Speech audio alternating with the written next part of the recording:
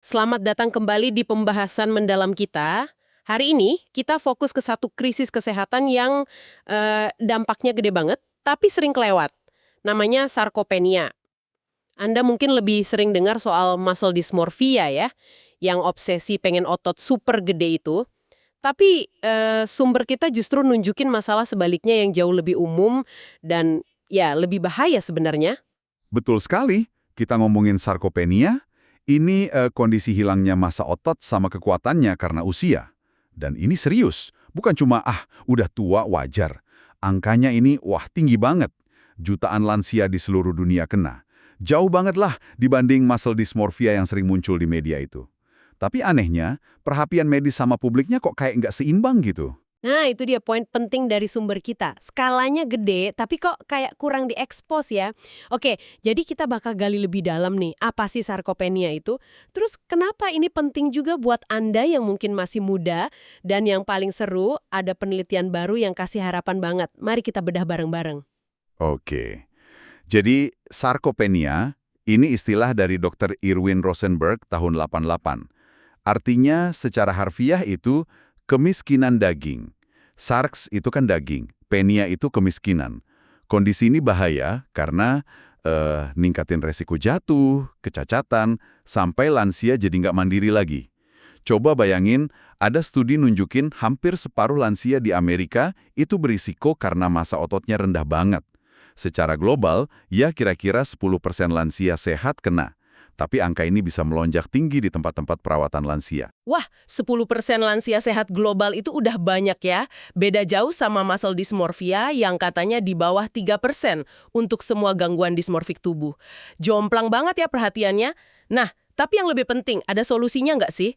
Disinilah penelitian dari Dr. Maria Fiatarone Singh yang disebut sumber Anda jadi menarik banget. Tepat. Jadi Dr. Fiatarone Singh ini, dia berani banget nantang anggapan umum waktu itu. Kan banyak yang mikir, mana mungkin sih lansia yang udah tua banget, udah rapuh, disuruh latihan beban berat gitu kan? Nah, dia bikin studi di Hebrew Rehabilitation Center.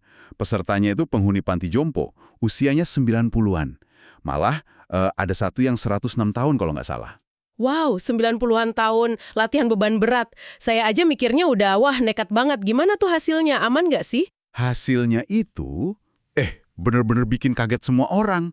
Mereka latihan 3 kali seminggu. 3 set, 8 repetisi. Bebannya itu lumayan loh, sekitar 80% dari beban maksimal yang bisa diangkat sekali, 1RM. Jadi bukan main-main bebannya. Hasilnya gila. Kekuatan otot paha depan mereka itu naik rata-rata hampir 2 kali lipat. Otot paha belakang malah 3 kali lipat. Terus di CT scan, kelihatan otot pahanya nambah gede lebih dari 10%. Dan yang paling bikin, tercengang itu, hasil biopsi otot nunjukin ada tanda-tanda serat otot baru tumbuh. Kayak otot bayi gitu, muncul miosin embrionik. Dulu kan dianggap nggak mungkin banget ini di usia segitu. Itu baru luar biasa sih. Dan yang paling krusial, ini aman. Nggak ada kejadian masalah jantung atau cedera serius selama penelitian. Aman banget ternyata. Oke, secara ilmiah ini keren banget ya. Ototnya jadi lebih kuat, lebih gede, bahkan ada tanda regenerasi. Tapi ini beneran ngaruh nggak sih ke kehidupan sehari-hari mereka? Maksudnya apa yang jadi beda gitu? Apa yang tadinya nggak bisa, jadi bisa mereka lakukan? Ini kan yang paling penting buat kita semua. Nah, ini dia. Dampak fungsionalnya itu nyata banget. Kecepatan jalan mereka jadi ningkat. Terus, kemampuan naik tangga itu membaik hampir 30%.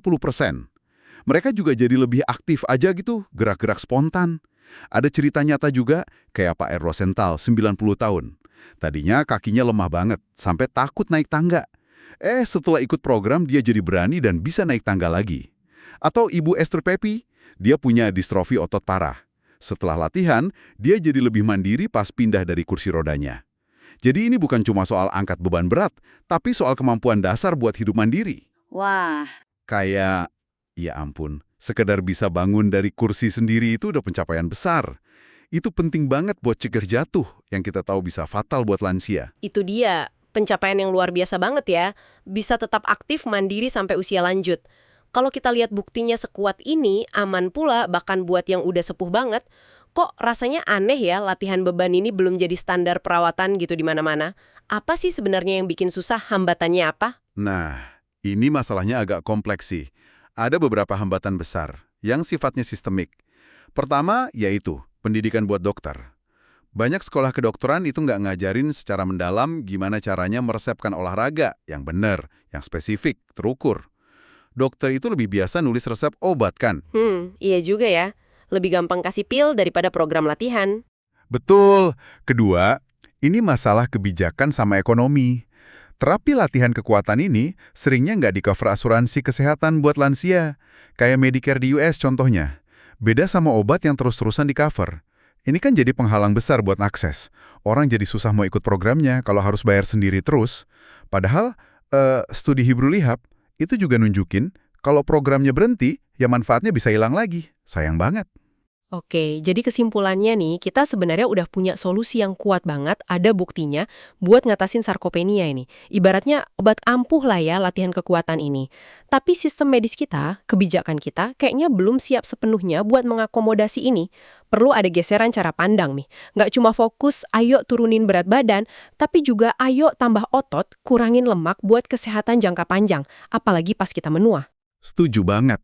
Potensi otot buat pulih, buat berfungsi lebih baik lagi, bahkan di usia 90-an itu, nyata adanya. Latihan beban itu bukan cuma buat atlet atau anak muda aja. Ini intervensi medis yang penting banget buat jaga kemandirian, jaga kualitas hidup. Kalau kita abai sama potensi ini, padahal buktinya jelas dan risikonya kecil kalau dilakukan benar, ya bisa dibilang kita malah merugikan pasien kan? Nah, ini pemikiran penting buat Anda bawa pulang. Mengingat betapa vitalnya kekuatan otot buat kita bisa mandiri dan sehat sampai tua, seperti yang ditunjukkan sumber-sumber kita tadi, gimana ya caranya kita, baik sendiri-sendiri maupun bareng-bareng, bisa mulai lebih prioritasin buat ngebangun dan jaga kekayaan otot kita ini. Nggak peduli umur kita sekarang berapa, mungkin satu langkah kecil aja yang bisa Anda mulai lakukan hari ini sebagai investasi buat kekuatan Anda di masa depan. Coba direnungkan.